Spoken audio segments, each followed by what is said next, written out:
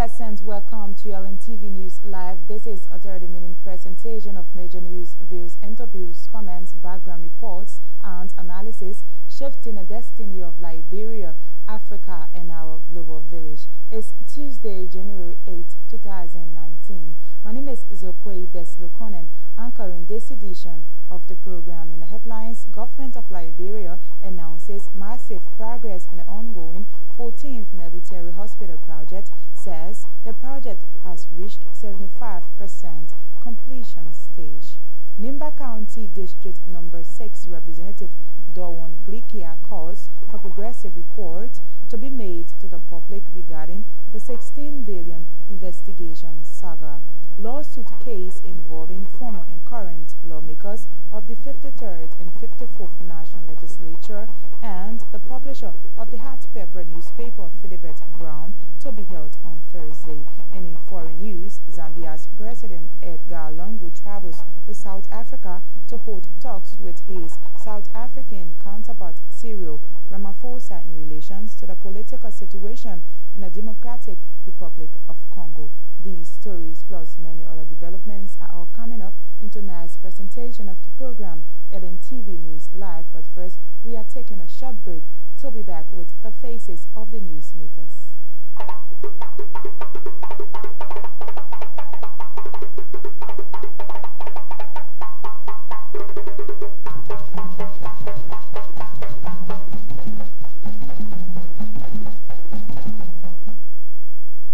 Welcome to Lntv News Live. Nimba County District Number 6 Representative Dawon Glikia has called for a progressive report to be made to the public on the investigation of the 16 billion saga. He said such ongoing report would not in any way prejudge people but to show how serious the government is in the fight against corruption.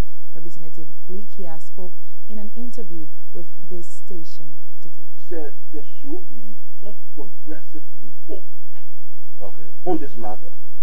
As we go along, just have you come out to inform about the situation. Let us know. Within the first 2 weeks of our investigation, these are some of the things. We're not saying that it might sound like prejudging people. No. But the fact is, report, yeah, to update the public. That we are not saying. So as the lawmakers are doing your own exactly. But you're not providing reports. That's what I'm saying. It's I'm talking about the government in general. Okay. I'm not talking about the executive branch of government. Yeah. So the government should be, because if we do that, we have our leadership. Leadership should be able to work along with the executive branch of government to be able to inform the Liberian people as to where we stand with this investigation.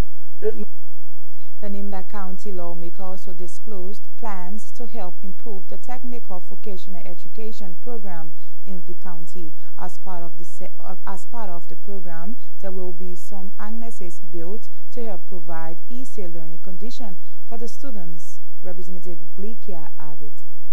Agreement with the city of Detroit, a county called Wayne County, they actually are coming. We have what we call the sister-city relationship that we have built with them. They're going to be coming, taking over the city of Tapeta. So that TV program is captured within that package. They will be here next month, hopefully at the end of next month. So my prayer is once they come and see the situation, they're going to even fast track what we thought we would have done. So the issue of the TV, yes, it's true. We have started the process already, going out there, seeking the necessary support. And even within the country, with the national budget, national support, we've made some significant contact with the Ministry of Education. Ministry of Education is about to go in there to see how they can do the renovation first, because we're talking about some annexes being built and what have you. So it's working well. And the issue of the loan for the women, yes, we promised that, and we still remain committed to that.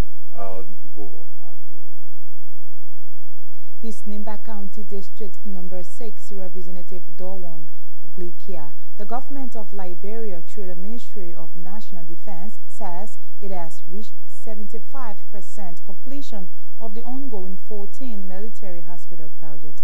The project, which started in March of 2018, is in fulfillment of President Weah's plans to upgrade celebrate the standards and professionalism of members of the armed forces of Liberia. Sam Collins is the Assistant Minister for Public Affairs at the Ministry of National Defense. He spoke to this station.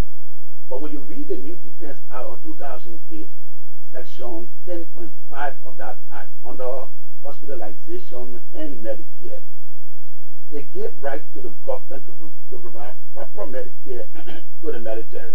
Okay. And so the president was under obligation by law, or any other president in fact, were under obligation by law to go there, to go into the military and make sure that they receive the kind of medical that they need. So in March, the president broke ground. As I speak to you right now, actual work started the 5th of July 2018. The main complex is at roof level. Okay. I was very surprised to hear a loud more talker on one of the radios saying that one block has not been laid at the military hospital. But I can tell the public, percentage-wise, I can tell the public. Let me lay a bit by bit. I can inform the public this morning that the main complex has reached roof level. Other works on the cafeteria, on the mortuary, on the laundry, other works are underway, and they are far progressing. So 75% of the work has been done on the military hospital, and by October of this year, at an appreciable level, the hospital will be completed. The argument over the period has been whether the construction of the 14th military hospital is firmly in a priority. It is.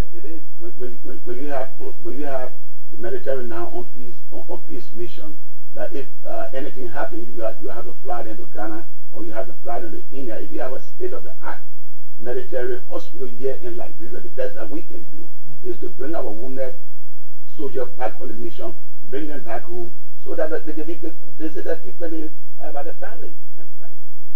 At the same time, Mr. Collins noted that the Ministry of National Defense has embarked on a payment plans of past and current officers of the AFL. As I speak to you, we have almost 1.5 million that was unaccounted for, misappropriated, and so an audit of that account is ongoing right now by the GAC and the LACC.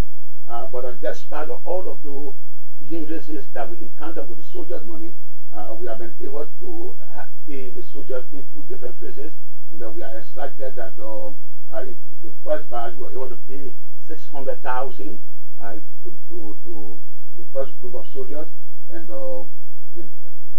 we have been able to pay the second group. We have been able to pay 560,000. So we have 602 officers that have received the money from the 560,000, and we have 906 officers that have received their money within the first batch when we pay the 600,000. So Sam Collins is Assistant Minister for Public Affairs at the Ministry of National Defense. The Liberia National Police says it has arrested and charged suspect Sir Joseph, not the lawmaker, Representative Sir Joseph, of the crime of murder. Police spokesman told a press conference that the suspect admitted to murdering a 17-year-old girl in a New Georgia area recently. Tension erupted in Nimba County on the 2nd of January 2019 when a gold miner, Eric B., a resident of Bui and Duru district, was gruesomely stabbed to death by suspect Oba Beseji, a resident of Duan Town. The incident occurred when workers of the deceased suspect, Eric B., had gone to Nibowin, a surrounding town, to play a football match on January 1, 2019, New Year Day. Liberia National Police has investigated, charged, and sent to court a 31-year-old man identified as Sir Joseph. And of course, this is not a Sir Joseph that you know in the legislature. Let's make that very clear.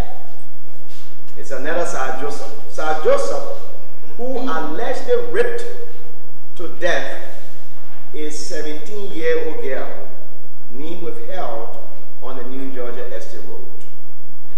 During police investigation, suspect Joseph admitted to the commission of the act. He explained to police investigators that he and the victim had an agreement to pay her $20 United States to pass a night at his contractor steel bending site. He further told police that the victim later decided to refuse him for the second time in bed, which led to a fight between them, leaving her lying unconscious. Moses Carter is the spokesperson of the Liberia National Police, LNP. Well, if you have just come our way, this is a reminder that you are watching Lntv News Live, a 30-minute presentation of all the latest developments about Liberia, Africa, and our global village. It's Tuesday, January 8, 2019. My name is Zokwe Beslo Conan, anchoring this edition of the program. Let's recap our top stories. Government of Liberia announces massive progress in the ongoing 14 military hospital project, says the project has reached 75% completion stage. Nimba County District Number 6 Representative Dawon Klikia calls for progressive report to be made to the public regarding the 16 billion investigation saga. Lawsuit case involving former and current lawmakers of the 53rd and 54th National Legislature and the publisher of the Hot Pepper newspaper, Philibert Brown, to be held on Thursday. And away from Liberia, Zambia's President Edgar Lungu travels to South Africa to hold talks with his South African counterpart Cyril Ramaphosa in relations to the political situation in the Democratic Republic of Congo. Lntv News Live takes a short break to be back with more developments.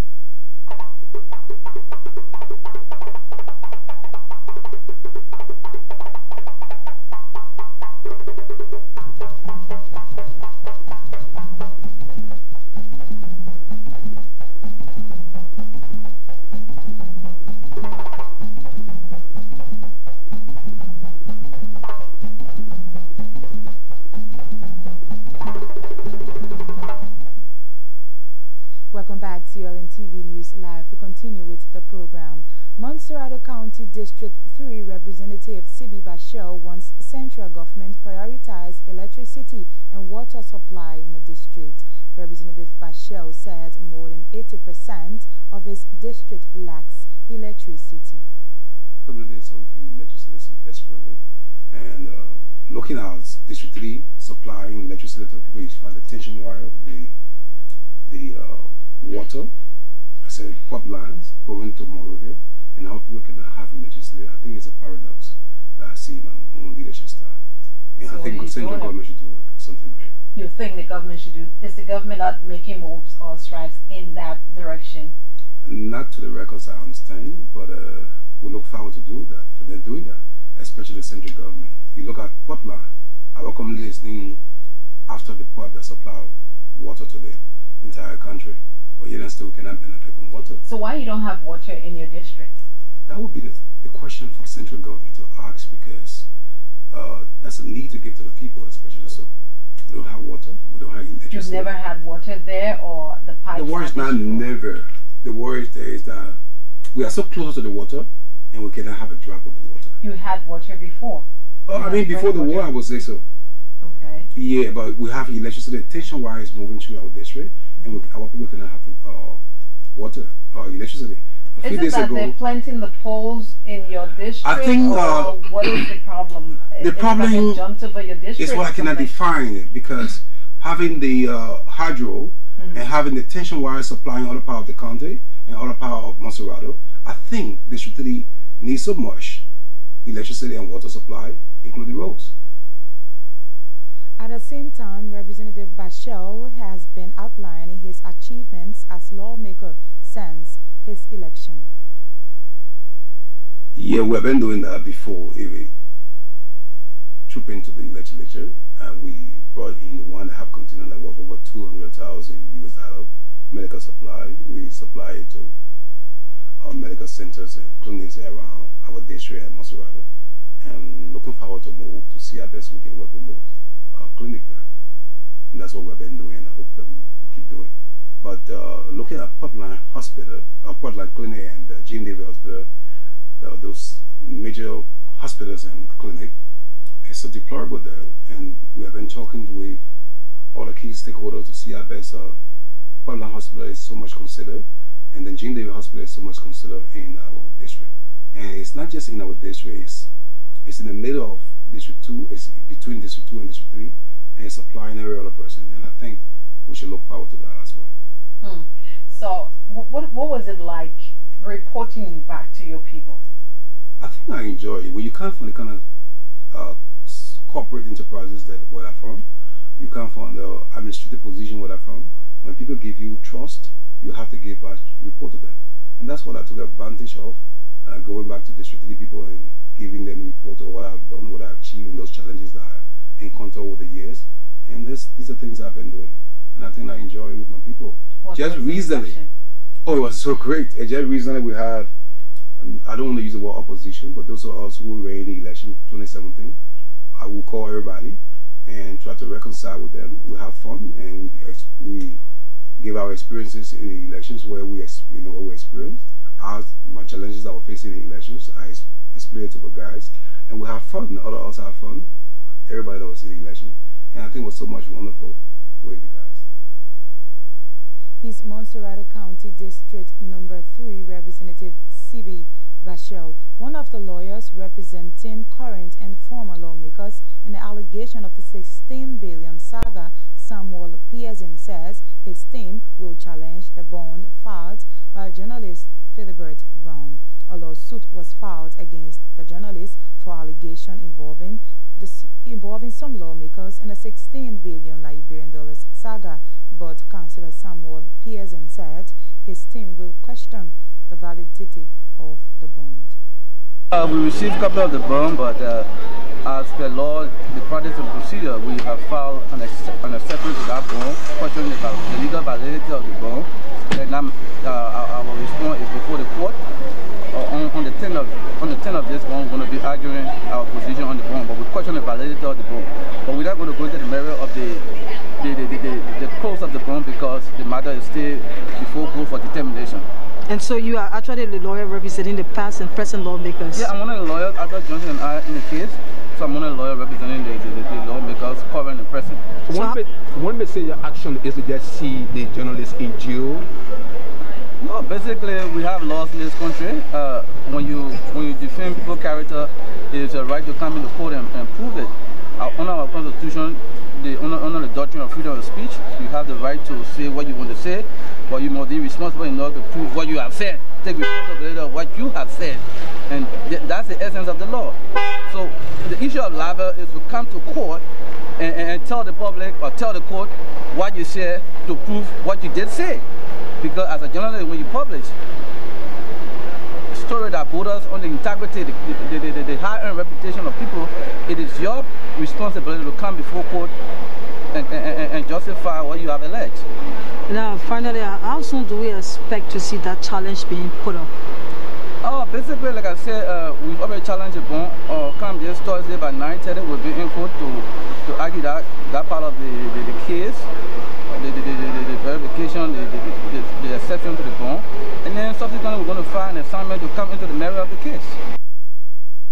Councillor Samuel Pearson is one of the lawyers representing the former and current lawmakers in the allegation of the $16 billion saga involving journalist Philibert Brown. The Deputy Commerce Minister Newman Wisno says the awarding of IPDs is one of the greatest achievements under the pro-poor government of President George Weah.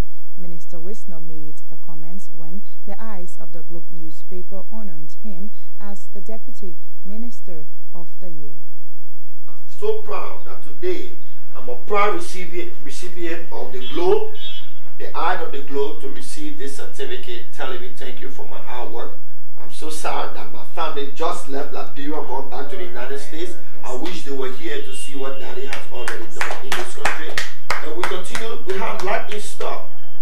Like the saying always goes, People leave from here and travel to the United States, travel to the greater part of Liberia, and when you come back, they ask you, all you learn in the sophisticated world, what did you do for your country? At least I can point finger to 3 items in Liberia today that because of my instrumentality, I was able to put in place certain mechanisms that have made it very easy for which business people, instead of spending money here and there, can come in now on their own and applaud us and even donate to the program because they are so happy that the IPDs are running under the ministry the fastest way ever than before.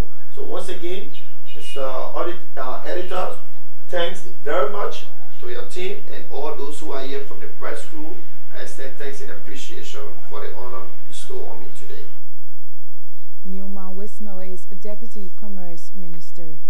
Addington City Council Chairman Romeo Clark has called on residents to work together to reawaken the beauty of the city and promote development. Speaking in an Lntv interview, Mr. Clark also urged the residents to get fully engaged with agricultural activities to enhance food security in the area. Addington is trying to recover from all the problems brought about by war, economic issues, as is the case with many other parts of the country. So we don't cry, but what we do, we try to do the little we can to encourage our citizens and to make them feel a part of us and we are part of them, and that we are here to help them in any way possible. I was here just a few months back, and I was a guest speaker at the Addington Central School. Right now it's Addington Senior and Junior High School, and I spoke encouraging our citizens that we have to determine what we can do for ourselves. In that message I said, like, if you look around here right now, you will see coconut tree, grapefruit tree, plum trees, orange trees, just behind you here. So was the case with every yard in Addington. So if somebody went to your house and you offered it, it didn't mean they didn't have any at your own place. But that was the normal. Everybody had something to eat to offer the other one. So my message was, our grandparents did this. Our parents and grandparents did this for us. Today we are still benefiting from these things. So we should go beyond that. Where they planted in the yards, we should plant acres. Acres in coconuts, acres in plums, acres in oranges, you know, in grapefruit and whatnot. Romeo Clark is the City Council Chairman of Addington City. Victims of the Fendel demolition exercise have commended President George Weah for his plans and intervention into their land dispute situation. At the weekend, the victims held a mass meeting with a focus of finding an amicable solution to their plight, terming it as timely. It can be recalled in 2016, over 30,000 people got affected in the Fendel community as a result of a major demolition exercise. Here now is dear chairlady Viola Lincoln speaking at the meeting.